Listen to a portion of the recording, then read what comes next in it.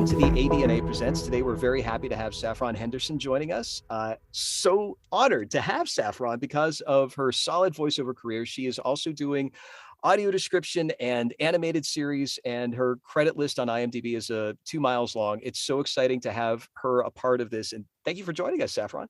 Oh, thank you, Roy. Thank you so much. I'm really honored to be here with you. Oh, it's likewise. That's so glad it's mutual. What do you love about audio description? I love so much about audio description. First of all, I get to sit in the womb, which is what I call the studio, and watch on a big screen programming that I might not have time to see or follow the entire series of and describe it.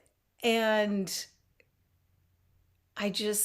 it's so fun knowing that we've got this other dimension to the program so that I could sit, with my buddy who's low sighted and we could both watch it and experience it together. And I'm so proud of the writers, and especially at Descriptive Video Works, where I do all of my audio description. They're really in community. So we've got low sighted people on the staff who are not just doing focus groups, but really driving and guiding like what's useful, what's not useful. And I just feel like I'm part of a little engine that's doing something good. I love it. What a great answer. It's great to hear about that experience, the fun that you talk about. And I've never heard the word dimension used in this context before. Can you go a little bit more detail about what that means to you? The dimension of audio description. It sounds so like sci-fi cool.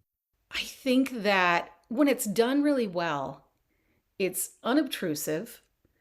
It is bringing information in a seamless way so that I'm hearing dialogue and music and action. And it's in the right spot so that I have everything I need to fully experience the program and what the creators were trying to create for all of us. So it's a dimension just like the audio track that's already there, that's got dialogue and music and people falling over and all the sounds that we hear. And we've got subtitles, we've got audio description, we've got these dimensions that we can add to the programming so that all of us are having the full experience. And like I say, when it's done really well and the voice is a good fit for the show and the approach is a good fit for the show, and the recordist is sitting there going, I know how we nudge this, or I'd like to hear a little more emotion or less emotion, and we have that collaboration, it is dimensional. Do you know what I'm saying? Oh, I am loving everything you're saying. This is, but what I'm hearing you anchor your perspective on this is that full experience in alignment with what the creators made. You used the words unobtrusive. You said seamless. You said it hits the right spot, and the teamwork, the collaboration. You said the collaboration with so many different people. You had said earlier about being part of the engine. You mentioned the writers. You mentioned the recordist, and it sounds like the directors. You've mentioned how you've collaborated with them. What do you find your contribution is, professionally speaking, in the audio description track? Like, what makes you get hired all the time? Like, why do they, and I'm not questioning it. I'm asking, what is it about you that you bring to this work that keeps you being chosen? I don't know. I mean, part of it is that I'm really interested in the work. So my delivery is probably going to convey that I'm wanting to be a part of this plot a little bit. I certainly have learned a lot about it, and I've learned that if I'm overacting or reacting to what's going on around me, I actually take away from that dimension. So really, I guess one thing I can do is get through the credits really quickly. So maybe that's why I get hired. I love racing through credits. Sometimes I stumble, but when we're doing several episodes of something and I sort of get to know them a little bit and I love it. There you go. So It just flows satisfying. right out, right? It's super satisfying. It's super Wow. satisfying. And also, I think maybe flexibility, because I love putting my voice in different places. Sometimes it's going to be smooth and relaxed, and other times we're going to have a younger, more action oriented kind of a voice. And I love being able to play with that. That playfulness has come up both as an audience member when you've experienced audio description as well as your performance. You've mentioned performance a few times. Can we talk maybe about some similarities to audio description performance compared to other work that you've done in audio description, or maybe some differences? Like, what are some similarities and differences between the different areas of voiceover that you work in? Well, audio description, I would say, is most like narration in other contexts, as with a documentary or something where, again, you're fitting yourself into that audio so that everybody's having the full experience. And when you're, narrating, it's very close to describing. But it's pretty different than being a tiny anime character who's screaming and yelling and kicking and fighting and all that sort of stuff. It's like kind of opposite ends of the spectrum, but yay, because we get to do both. Do you find that narration style to be, I don't want this to be a setup question. Let me see if I can ask this clearly. That you talked about that tiny little character in the anime versus the narration in a documentary. One of the things I really want to hang on to is that focus of making sure that your audience has the full experience. That I personally feel like that audio description or narration, it's not less of a performance. It's a much more nuanced, high wire act of a performance. Whether you agree with that or not, I don't want to put words in your mouth. But what I'm hearing is that you really do care, but it's not caring in the sense of overacting or underacting. There's like that. It sounds like the way you're speaking of this is that there's a fine line. It's a supportive role. Like, I want it to have flavor.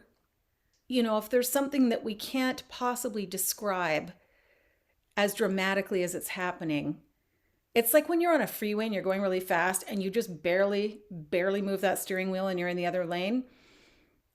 It's the same thing where it's like, I want to adjust so that you're hearing exactly how urgent this is. But if I'm overacting, we've blown it for you and you're out of the story. So I've heard audio description. I've heard good audio description. I've heard what I would have to call poor quality audio description. I've heard AI audio description, which broke my heart. And the really good stuff, I was like, ooh, I like that person being on my shoulder and helping me know what's happening. And then I've heard stuff that sounds either really forced or like they didn't understand how everything was going to interlock. So maybe it's a bit overdone or a bit pushed sounding when it didn't need to be that way. Like there was maybe a little problem there. But I've heard some great audio description and it's delicious. I got to say, the first time I've heard this analogy of the driving on the freeway and that slight adjustment on the steering wheel, that what a brilliant analogy. Thank you for sharing that.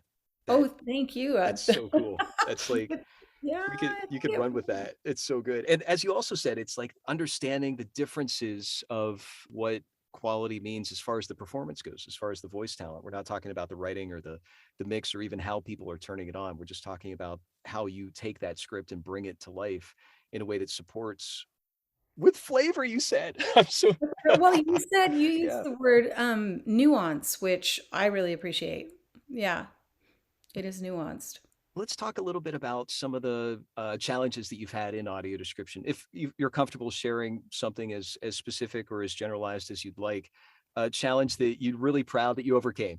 Well, one challenge is that when there's puppies on screen, I start to, or cute animals, when we're doing shows that I lose the plot and I start making mistakes. I'm so distracted.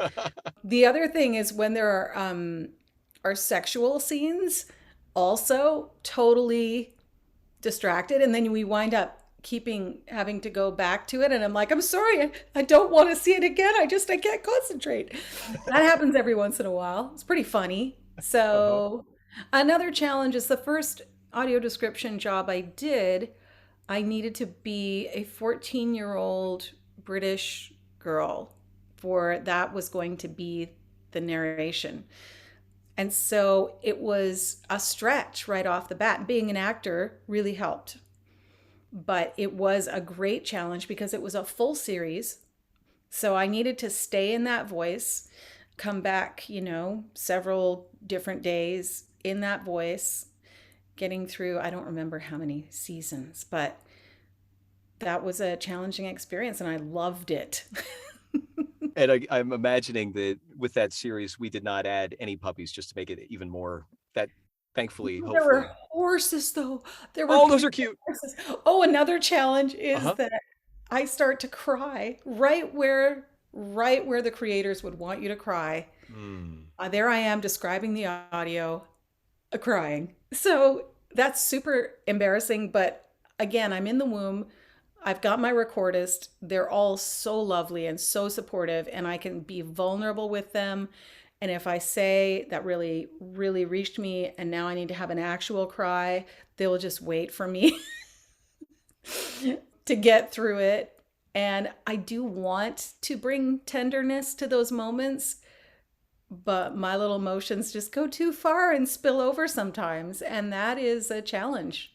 What I'm hearing is that your own emotional experience is important. And it's also something that what I'm hearing is you don't want it to get in the way of the audience's own emotional experience. That Exactly. it's Exactly. it's a very respectful thing to say. I'm going to have my thing, but it's not going to go on mic. This is for me. Let me get this out, and then that way the audience can have that same thing on their terms.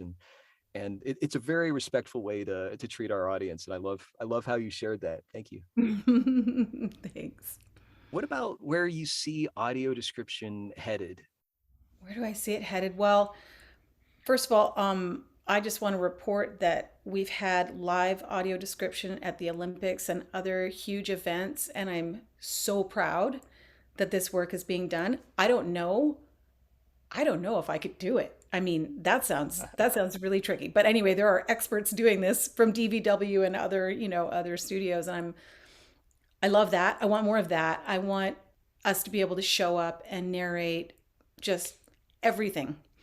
I would love to see that across the board. I'm concerned that there is some machinery that's happening that either involves AI or where the quality of performance is just not even a thing.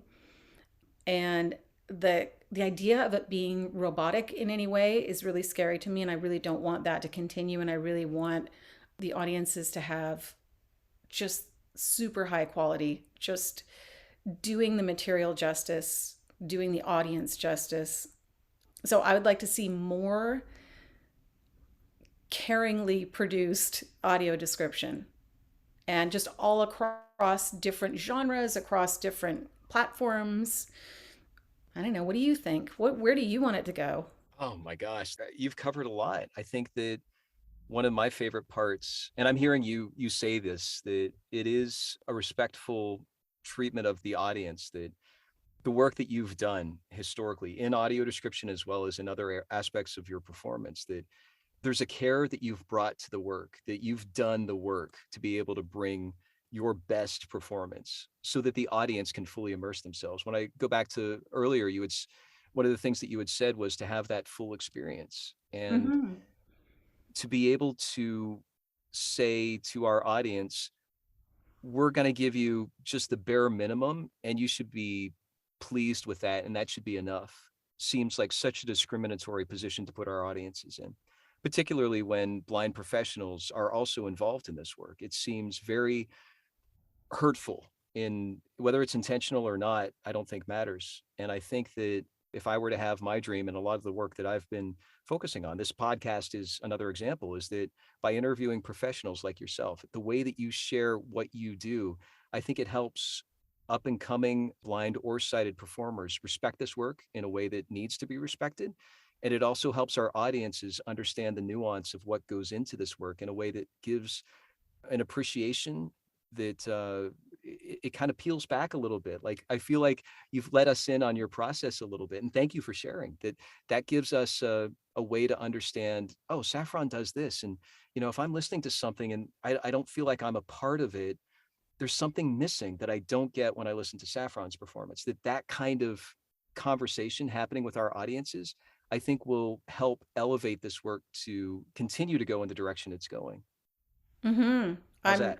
yeah, I like that. I mean, I just think it's fantastic work. I really do. Have you ever had any contact outside of your studio? Any feedback? Oh, well, I don't know if you'd call this feedback or not, but one of the project managers emailed me once and said, we've got 4 projects going to Sundance Festival. And she said, and you're the narrator on 3 of them. And I was so excited. I was so excited. And I didn't know that our narration goes to Sundance with the project. I had no idea. Did you know that, Roy? I had no idea.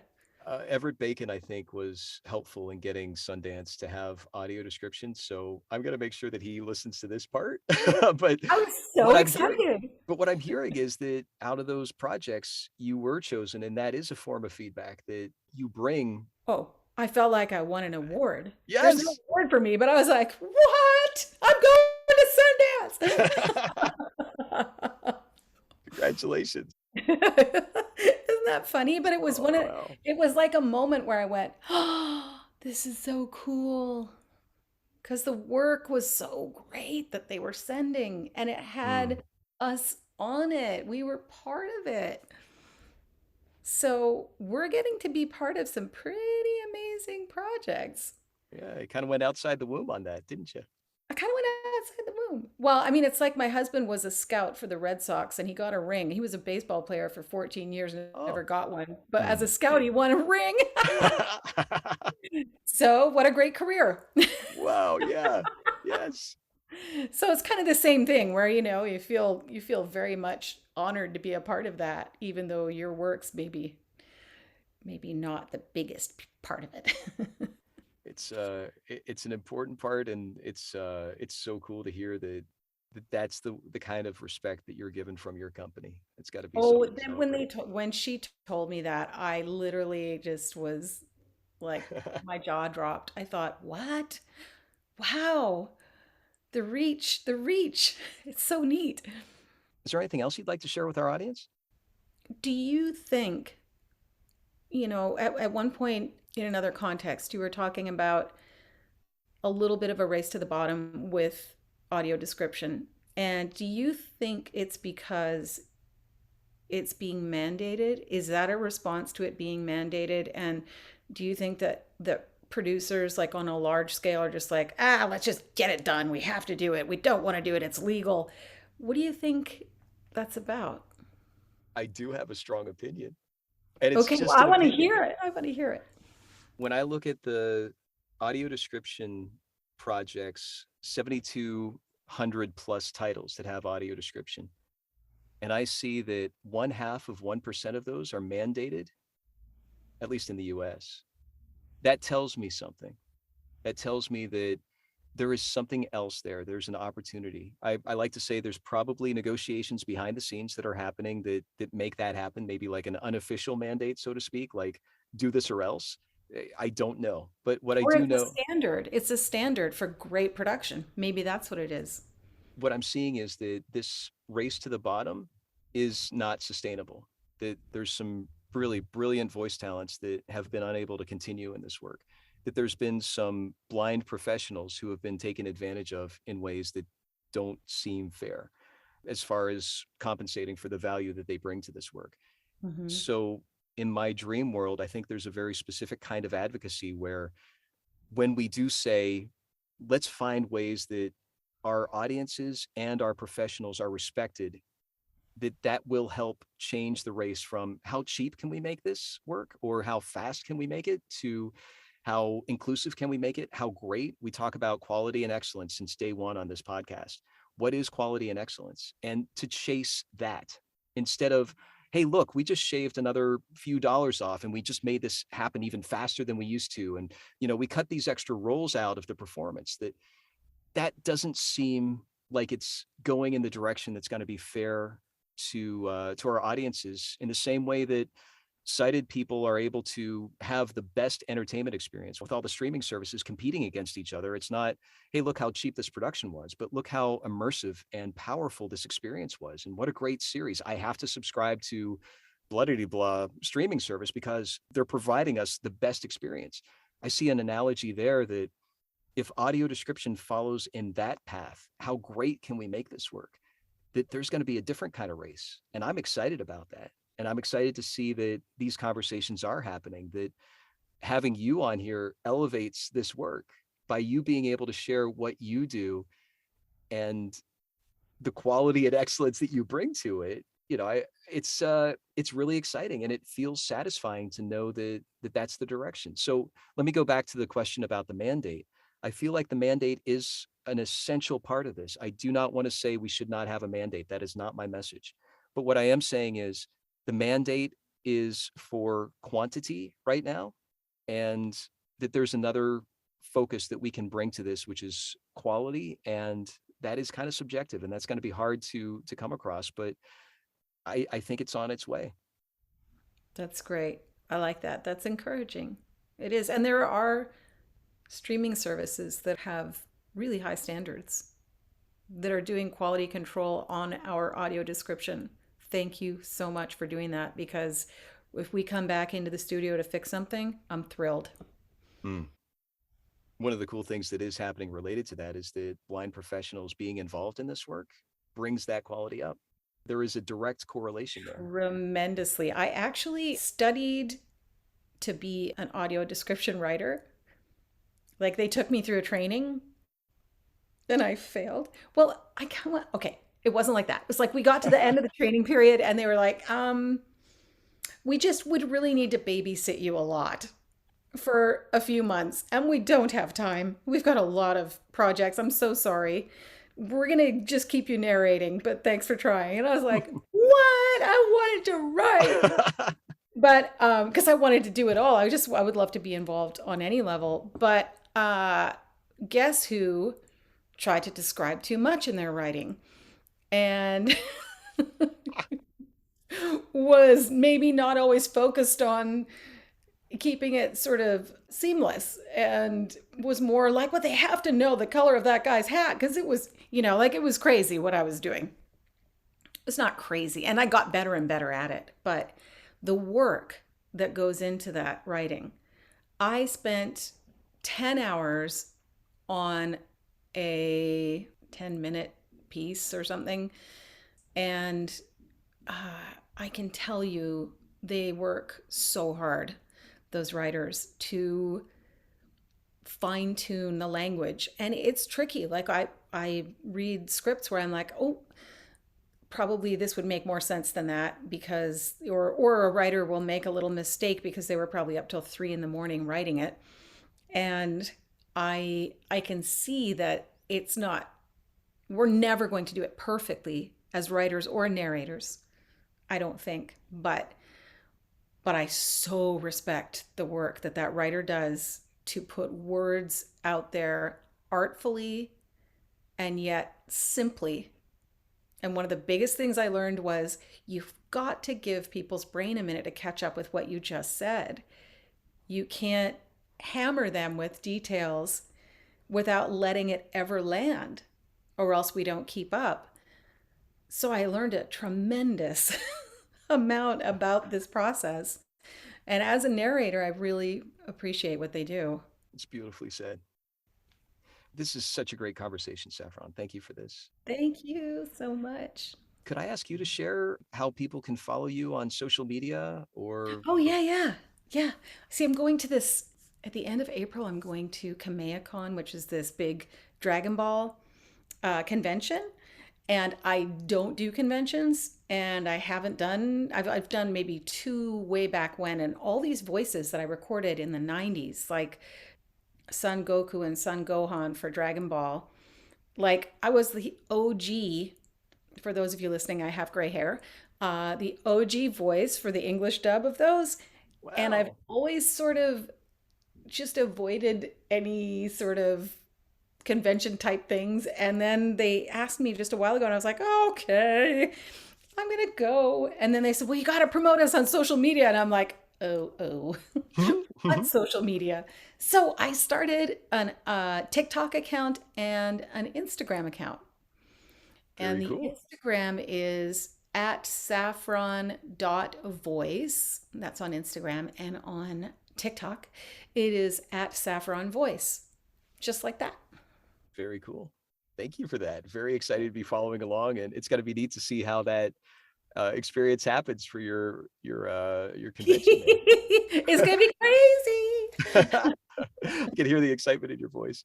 It'll be fun. Yeah. Oh, this is wonderful. I'm so glad how much we were able to cover here. And thank you for sharing your time and your expertise and your talent and for all the work that you do in audio description and beyond. So thank you very much, Saffron. Thank you. I will be listening for you. Thank you.